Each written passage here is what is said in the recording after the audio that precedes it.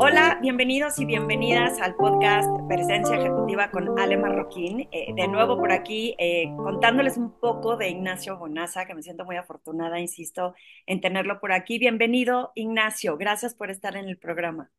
Muchísimas gracias. Es para mí un placer estar contigo en este programa. Me encanta lo que hace Ignacio, porque a los que me escuchan y a los que saben todo lo que hago yo a lo largo de estos años, es cómo hablamos de este liderazgo consciente y presente a través de cómo proyectamos niveles de autoridad, credibilidad, pero sobre todo el impacto que tenemos en otro. Y me gustaría, Ignacio, que me cuentes un poquito más, ¿qué es lo que descubres tú en este camino profesional que tuviste de estos 20 años? Que te invita a hablar mucho de estas reinvenciones y de este redescubrimiento de las personas. Pues mira, yo tuve una experiencia personal como ejecutivo, y como ejecutivo lo tenía todo, es decir, empecé en el mundo de la banca y fui progresando profesionalmente desde cajero, apoderado, director de oficina, director de zona, director territorial y llegué incluso a ser consejero delegado de BBVA en Portugal, presidente de una filial, director general de una caja de ahorros en España. Hasta que un día me miré en el espejo y la verdad es que no me encontraba. Y eso supuso el inicio de un cambio, el inicio de encontrar la esencia del verdadero Ignacio, que no era la que estaba descubriendo en el mundo corporativo, ¿no? Yo producía un montón de resultados, era el número uno, pero todo eso no me llenaba. Y ahí se inicia el cambio. De ese cambio pasé a ser emprendedor. Todavía tampoco llegué a encontrarme, luego pasé a ser empresario, tuve éxitos y tuve fracasos, hasta que en un determinado momento de mi vida, y te estoy hablando que no hace mucho, descubrí que lo que realmente me motiva es ser empresario con propósito y ser empresario con sentido. Eso es lo más importante y lo que marca el cambio en mí. Y recientemente, hace menos de 6 meses, todavía di un paso más adelante, no solo empresario con propósito, sino que en estos momentos mi imagen y donde me siento a gusto es como que se me reconozca como la persona de los proyectos con alma. Y ese es el Ignacio de ahora. El Ignacio de ahora es el Ignacio de los proyectos con alma. Esos proyectos con alma son los que me mantienen adelante, son los que me hacen levantarme cada día para impulsarme, son los que en estos momentos me hacen estar en El Salvador. Vine ayer de precisamente Ciudad de México, donde estás, y me va a hacer ir a Perú y a distintos países de Latinoamérica a compartir este proceso de cambio personal que he tenido. Me encanta cómo lo platicas porque creo que todo mundo hemos pasado por situaciones complejas. Yo ya sabes que también estuve en el medio financiero 18 años. La razón por la que yo me salgo es un poco diferente porque yo ya no me sentía alineada en mis valores personales con los de la industria, pero me pasó algo similar a lo que tú mencionas en el 2019, me parece, que ya tenía 8 años con mi negocio y ese darte cuenta que vas en autopiloto, en automático, que ni estás consciente de lo que estás haciendo, que te da unas sacudidas terribles. Para mí fue una experiencia que muchos conocen porque la he plasmado en mis blogs de este viaje a Londres, pero darte cuenta de eso no siempre es fácil y necesitas tener una guía o un acompañamiento de alguien que te lo haga ver y sobre todo también descubrir cómo tener tu propósito. ¿Y qué opinas tú de la gente que trabaja conmigo de pronto me dice, Ale, es que mi propósito es generar tanto dinero de aquí a diciembre? Digo, no, eso es una meta, eso no es un propósito. ¿Cómo trabajas tú el que las personas logren entender cómo definir su propósito? Bueno, totalmente de acuerdo con lo que has dicho. Yo venía de un mundo de urgencias. El problema está cuando estás en un mundo marcado por la dictadura de las urgencias. Cuando estás en la dictadura de las urgencias, no caben las cosas importantes. Y vas, como dices tú, en piloto automático. En un determinado momento hay algo que te tiene que frenar. No sé si es una circunstancia personal grave o simplemente que alguien te hace ver otra cosa, ¿no? Pero efectivamente estoy de acuerdo contigo que es darte cuenta que en la dictadura de las urgencias no caben las cosas importantes y que la vida va pasando y que al final de la vida te das cuenta que has estado marcado por urgencias, pero que no has hecho las cosas importantes. Y es ese cambio que tanto has dado tú como he dado yo es darnos cuenta que hay un propósito, que hay un sentido.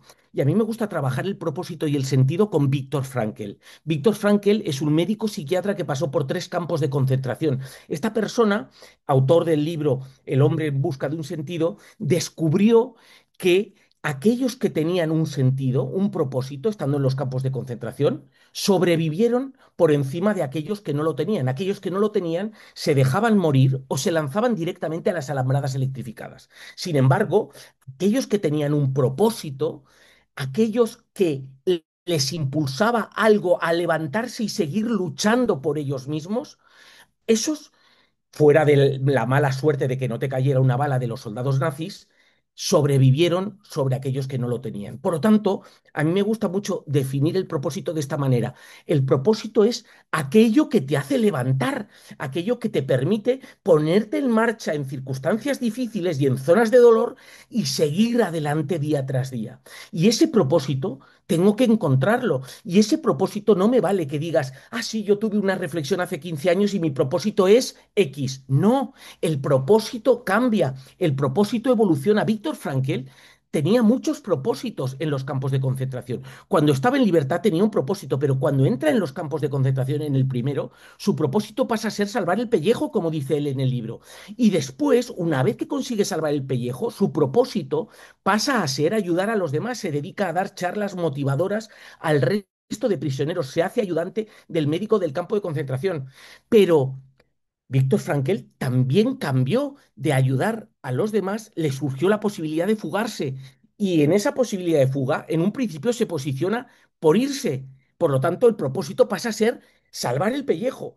Pero en el último momento un prisionero le dice, ¿te vas, verdad? Y en ese momento Víctor Frankl decide quedarse y asumir las consecuencias. De nuevo cambia el propósito y pasa a ser ayudar a los demás. Pero no piensen que se queda ahí.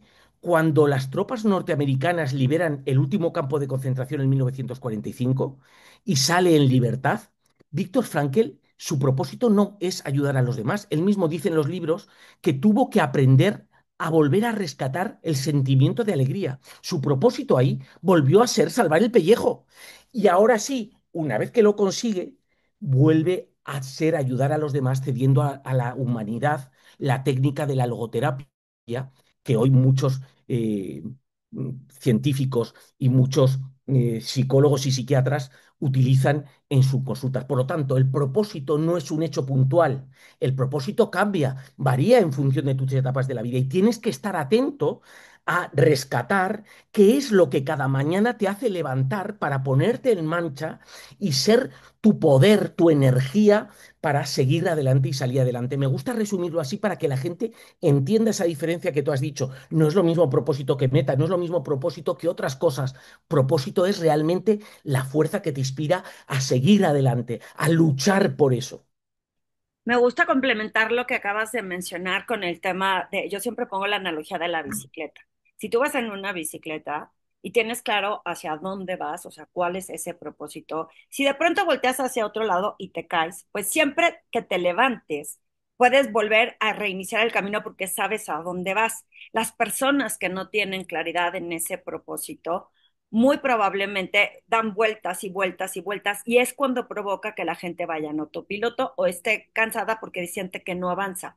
Yo me he topado con muchos profesionales, Ignacio, que en muchos años de vida, como dices tú, exitosa, de resultados, de cumplir con cierto estándar, de pronto se empiezan a sentir invisibles, de pronto empiezan a sentir que ya nadie los toma en cuenta, que se empiezan a voltear o a volcar como a marchas forzadas, como si no pudieran, o sea, como se vuelven reactivos. Y creo que viene relacionado a la falta de claridad del propósito y que viene relacionado a lo que mencionas de saber cuándo parar y cuándo frenarte. Por eso me encanta este tema. Yo también soy fan de Viktor Frankl, sobre todo en la parte de emociones, ¿no? De saber cómo li liderarte tú a ti y voltear el reflector hacia adentro antes de empezar a voltear hacia los demás o hacia el mundo reactivo. ¿Cómo trabajas tú con estas personas que se acomodan en el, eso siempre me funcionó, eso fue lo que me dio resultados? O sea, los que están mal son los equipos o los líderes que me tocaron al lado o me tocó mala suerte de esto. ¿Cómo les haces ver tú a través de tu metodología y de lo que tú tuviste de experiencia? Porque puedes toparte con personas que no logres romper si no cambian esa percepción o esa mentalidad. Perfecto, me encanta la metáfora de la bicicleta, creo que complementa muy bien lo que estamos diciendo y me gustaría decirte que hay una frase en esta pregunta que me has hecho que a mí resume absolutamente todo. Es la siguiente, forma parte de mi vida, forma parte del ADN, la empresa que presido, Liderarte, y forma parte de casi todos mis cursos. No puedo cambiar la dirección del viento, pero sí ajustar las velas para llegar a mi destino. Fíjate que esta frase contiene todo lo que me has preguntado, porque contiene dirección del viento, que son cosas que no dependen de mí, contiene ajustar las velas, que sí que depende de mí, y contiene llegar a mi destino, que es el propósito. Es decir, esta frase resume muchas de las posiciones que adoptamos en la vida. Hay gente que siempre está en la dirección del viento, es decir, en lo que no depende de él. Mi jefe, la organización, el sistema financiero, mi pareja, y siempre encuentra algo para culpar de lo que le ocurre a él. Siempre, y está ahí, siempre está en él mi jefe, esto me ocurre porque mi pareja, mis circunstancias. Tú ahí no puedes hacer absolutamente nada. Eso es una excusa para no hacer lo que tienes que hacer, que es la otra parte de la frase, que es ajustar las velas. Eso sí que depende de ti. Y mucha gente utiliza la dirección del viento para dejar de hacer lo que sí que depende de él, que es el ajuste de velas. Y ajustar las velas es trabajarte a ti mismo, es trabajar tu autoconocimiento, es trabajar tu autogestión personal y es trabajar la gestión de los demás. Y estos tres con una palabra clave que para mí es el compromiso. Compromiso primero contigo, después con los demás, después con la organización y después con la sociedad en la que estás, que también es muy importante. En esta frase yo siempre me quedaba en dirección del viento y ajuste de velas, pero en un curso alguien me dijo, oye, la palabra llegar a mi destino es que es vital y efectivamente me hizo reflexionar porque me gusta mucho dar formación y capacitación porque el primero que aprendo soy yo. Estoy en continuo proceso de aprendizaje. Mi cerebro se estira cada vez que voy a un curso, se estira cada vez que hago un viaje, se estira cada vez que estoy en contacto con personas, ¿no? Entonces me hizo ver que lo importante y lo que te da fuerza para poder ajustar velas, para que la dirección del viento no te haga daño, es que tengas claro cuál es tu destino. Y cuál es tu destino supone rescatar de nuevo propósito, supone rescatar sentido de tu vida, ¿no? Entonces yo quiero poner en valor eso. Por lo tanto, ¿cómo hay que hacerlo? Ajustando velas. ¿Qué significa ajustar velas? Significa trabajar la inteligencia emocional. Y trabajar la inteligencia emocional es trabajar competencias. Y trabajar competencias es trabajar comportamientos. Así de claro lo digo. Y fíjate, Ale, el principal responsable de que la gente no tenga claro esta frase, que es una frase resumen de felicidad, porque la felicidad está contenida en esta frase. No puedo con la dirección del viento, necesito ajustar velas para poder llegar a mi destino. Y sería lo que nos tendrían que enseñar en el sistema educativo cuando entramos en él. Y el principal problema es que nuestro sistema educativo no nos ha dado esta frase ni nos ha permitido saber cómo ajustar velas. Entonces llegamos con 30, 40, 50 y 60 años no sabiendo cómo ajustar velas. Y ahí está el problema, que mucha gente, como no sabe ajustar velas, está reñida con la felicidad y con el bienestar. Entonces, personas como tú y personas como yo, que hemos descubierto nuestro sentido y que nuestro sentido está en cómo llevar bienestar y felicidad a la sociedad, no lo dudo, somos capaces de dar estas recetas de cómo ajustar velas para que la gente pueda alcanzar mayores niveles de bienestar y felicidad independientemente de las circunstancias externas por las que transite. Por lo tanto, ¿cómo lo trabajo? Primero, llevando a la conciencia esta frase.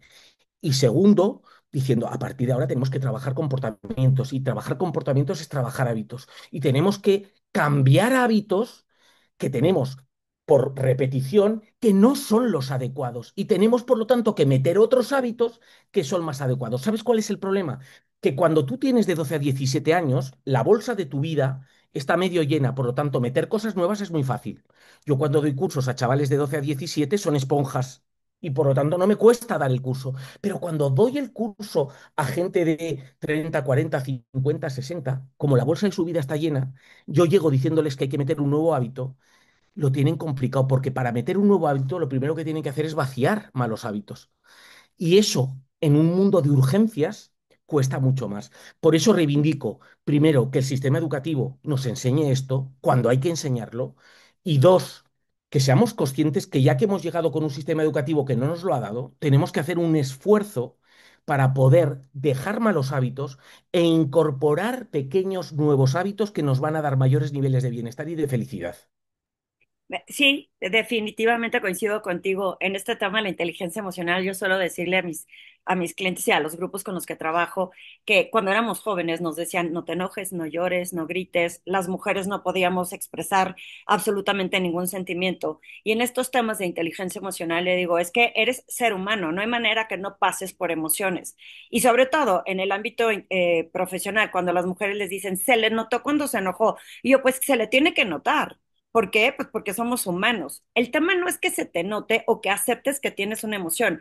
En el trabajo de las emociones, Ignacio, yo pienso que una vez que las sabes reconocer y sabes entender de dónde vienen, entonces puedes cambiar esos hábitos que tú mencionas y poder cambiar esos comportamientos. Pero cuando las escondes, es como el cajón de ropa de mi hijo que le digo, guarda tu ropa y cuando lo abres salen todas amontonadas las cosas del cajón. Así salen las emociones cuando las reprimes, las escondes y las tratas de controlar. Entonces, ese cambio de comportamiento que es como digo, no es existencial, no es que tú seas una mala persona o que ya estás, o sea, eres el enojón, es que pasaste por una situación en la que te enojaste, o sea, en la que sufriste un enojo.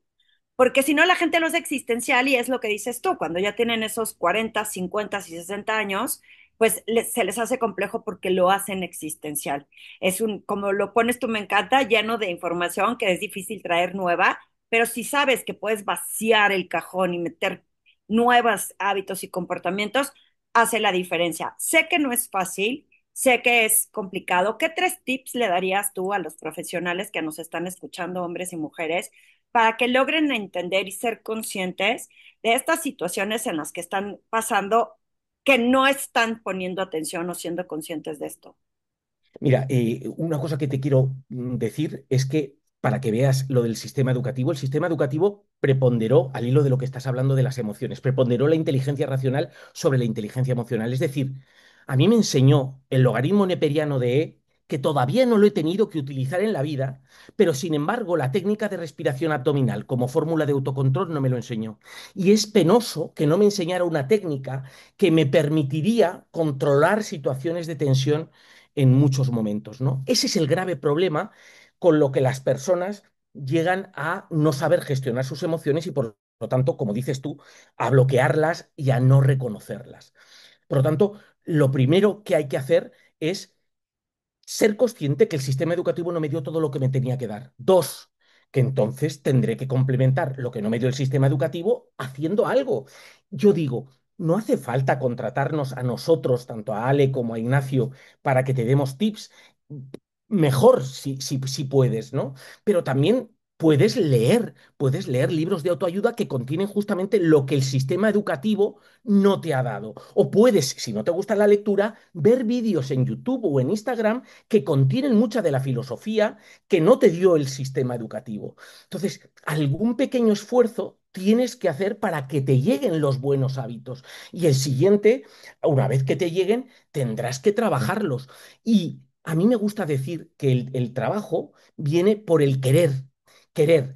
Querer, siempre pregunto, ¿de quién depende querer? ¿De tu pareja? ¿De tu jefe? ¿De la organización en la que estás?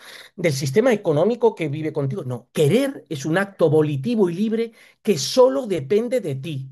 Y por lo tanto, si empiezas a trabajar el querer, querer es poder, querer, mucha gente sale de los cursos queriendo, pero cuando sale le cae una piedra en formato de urgencia que le hace olvidar el querer. Y es que su querer no fue de tal magnitud que le permitió sostener las urgencias. Sostener las urgencias no significa que cuando sales de un programa de formación te han desaparecido, no, siguen estando, pero tienes en estos momentos la capacidad porque en el curso te hemos hecho que te des cuenta de eso que tienes que ser capaz de sostenerlas. Y no significa lo que estamos diciendo que tengamos días de 26 horas que no podemos tenerlos porque tienen 24, sino que dentro de los días de 24 seas capaz de hacer cosas que hasta ahora no haces. Mira, en un curso, y esto lo explico siempre de esta manera, en un curso tenía una ejecutiva y me decía, Ignacio, yo lo que quiero cuando termine mi sesión de trabajo y este curso es llegar a mi casa y estar con mis hijos. Eso es lo que realmente me interesa. Y yo pensaba por dentro, pobres hijos, ¿os imagináis esa mujer con qué energía llegaba a casa? Y yo decía, si esa mujer, en lugar de darles tal cantidad de tiempo que quería, de esa manera ansiosa, cuando sale de trabajar o cuando finaliza este curso, pasa por un gimnasio o se da un paseo o queda con unas amigas para liberar la tensión, cuando llegara a su casa, llegaría con una energía distinta, probablemente no les daría cantidad de tiempo, pero les daría calidad de tiempo. Por lo tanto, no se trata de tener más tiempo, sino reasignar el tiempo con momentos de calidad. Cuando yo analizo las agendas de los directivos, el grave problema que hay con las agendas de los directivos es casi siempre están llenas de urgencias. No hay espacios para lo importante. Entonces, lo primero que tengo que trabajar con ellos es dónde están tus espacios importantes en la agenda, esos espacios que están bloqueados y que no los pueden cambiar las urgencias. No, y menos permanentemente. Oye, puede haber una urgencia muy delicada y que lo cambie, perfecto, pero no siempre.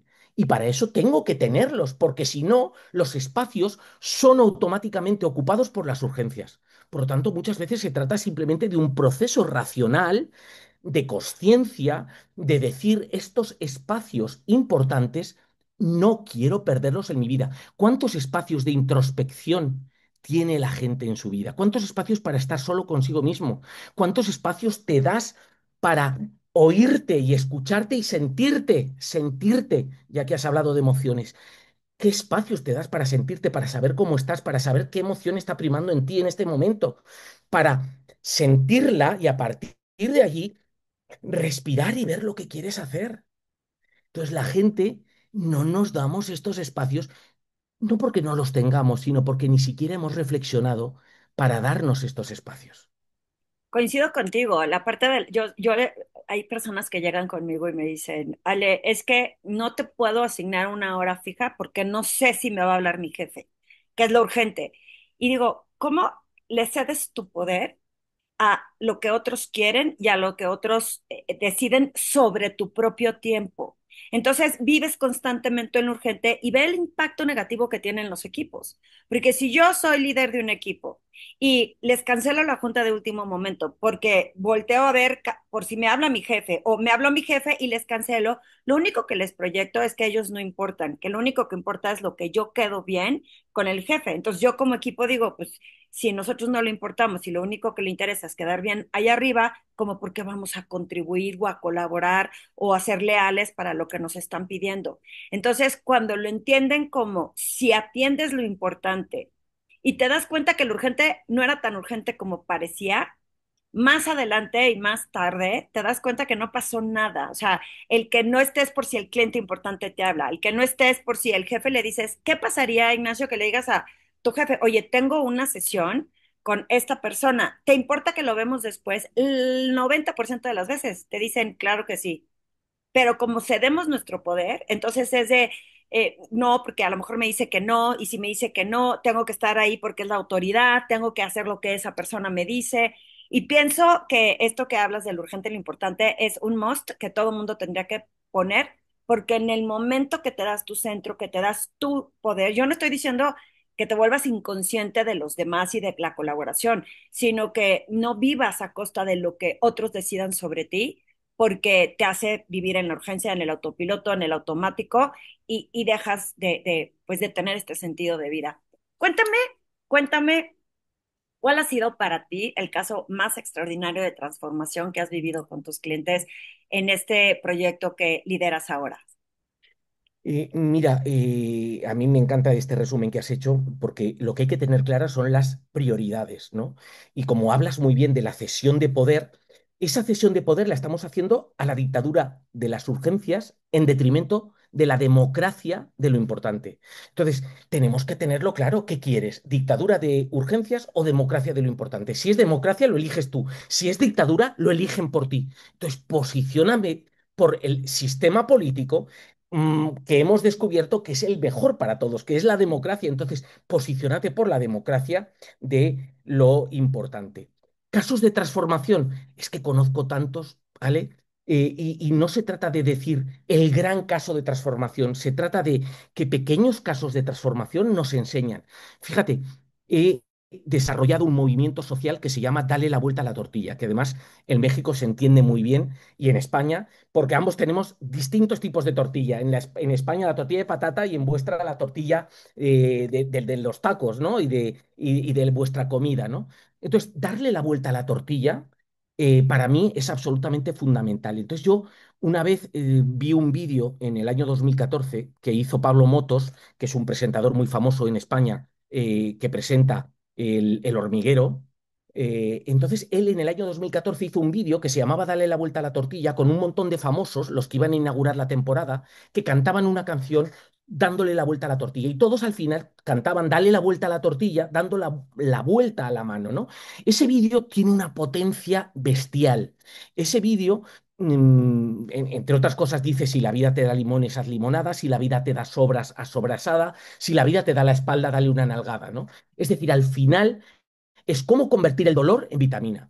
Ese vídeo lo he utilizado muchas veces desde el año 2014, pero en agosto del 2024, hace escasamente un año, empecé a publicarlo en LinkedIn con comentarios y con artículos míos y me di cuenta, 100.000 visualizaciones, que tenía magia ese vídeo. Pero la magia no solo estaba contenida en el vídeo, sino en la filosofía que inspira ese vídeo. Entonces, desde ese momento he construido un movimiento social que se llama Dale la vuelta a la tortilla, que lo que quiero es generar historias de transformación, porque como el sistema educativo no nos las ha contado, por lo menos aprenderlas de la gente normal y de la gente no normal, de la gente normal, de la que está en la calle, de la que ha sabido darle la vuelta a situaciones difíciles, desde la pérdida de un ser querido, un problema de salud, que le han echado de su puesto de trabajo, que no llega a fin de mes, y también historias de gente famosa que nos sirve como espejo. La mezcla de lo que hace la gente normal y lo que hace la gente famosa son historias de transformación que contienen recetas que me puedo llevar a mi vida para poder transformar el dolor en vitamina. Entonces, estoy ahora en eso. Tenemos un programa de radio en España que se llama Darle la vuelta a la tortilla, donde una vez a la semana pasan gente normal que nos cuenta su historia y luego lo colgamos. Además, es una radio por internet, luego está colgado en YouTube y podemos aprender un montón de historias de gente normal. No se necesita ir a la universidad para aprender de gente normal, ni se necesita, y siquiera y tirando en contra de nosotros mismos, contratar a un coach. Es tener la predisposición, es ese querer. Y viendo historias de estas, yo puedo meter en mi vida cosas que me lleven a mi transformación. Yo he creado un programa que se llama Reseteate, otro de mis proyectos con alma.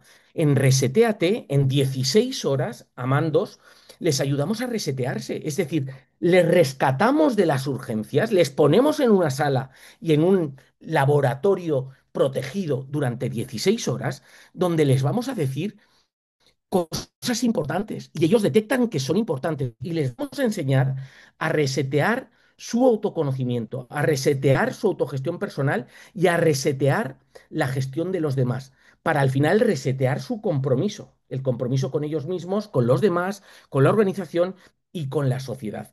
Este programa, al final, es transformación, pero esa transformación, como les digo yo cuando realizo estos programas, no ocurre en el curso, ocurre cuando salen del curso en función de la decisión que tomas. La decisión que tomas al finalizar el curso es la que va a marcar si te vas a resetear o no. Vas a sostener las urgencias para dar cabida a lo que has visto en este programa que es importante y esa decisión no culpes al consultor, no culpes a las circunstancias externas, a tu jefe, a tu pareja, a tu familia, no. Eres tú el único que va a poder dar vida a ese reseteo personal que tú vas a poner en marcha en tu vida, con una misión única, ser más feliz.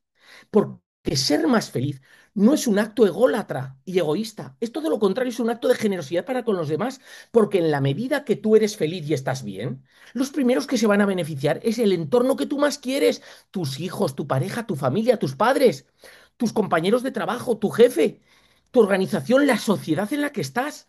Mucha gente me dice, es que es muy egoísta pensar solo en uno mismo. Claro, es que probablemente muchas veces la educación, la religión, nos ha enseñado a poner en primer lugar a los demás. Pero es que si te entregas a los demás sin haberte trabajado a ti mismo, estás entregando una versión que lo que va a hacer es contaminar a los demás. Primero tienes que trabajar la versión de ti, trabajar tu energía para que lo que reciban los demás sea la mejor versión de ti mismo. Es el acto de mayor generosidad que hay ponerte a ti en el centro, porque los demás van a recibir lo mejor de ti. Yo reivindico esa posición de yoísta. Yo soy yoísta, no soy egoísta, soy yoísta. Me pongo en el centro de atención como acto de generosidad para que los demás reciban la mejor energía de mí, la mejor vitamina de mí. Y yo, como yoísta que soy, me quiero proteger de muchas energías de los demás. Yo he decidido en mi vida marginar energías negativas.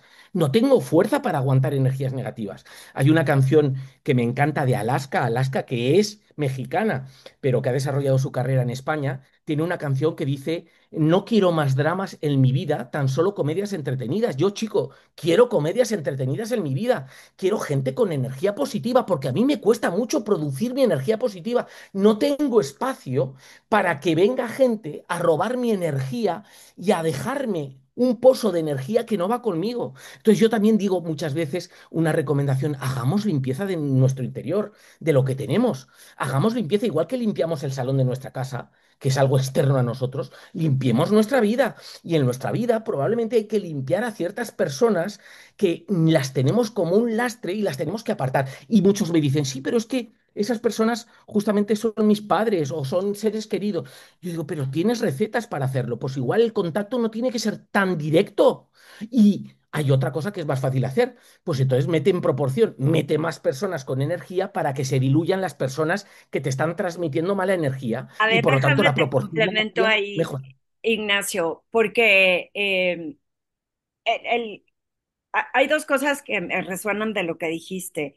Una, eh, difiero de ti en el sentido a que no necesitas un coach, porque en ocasiones nuestra mente nos juega chueco y hacerlo solo es un proceso que no siempre lo puedes sacar. O sea, tener la lectura, pero que tu mente te esté contando es que esto es difícil o es que yo estoy viendo este panorama, si no lo externas con alguien que te dé un apoyo y una seguridad y que objetivamente pueda tener una perspectiva, muy probablemente te tardes más en salir. Entonces, quería complementar eso porque sí, hay muchos libros, pero normalmente luego estos procesos por sí solos es muy difícil y o te puedes tardar más tiempo.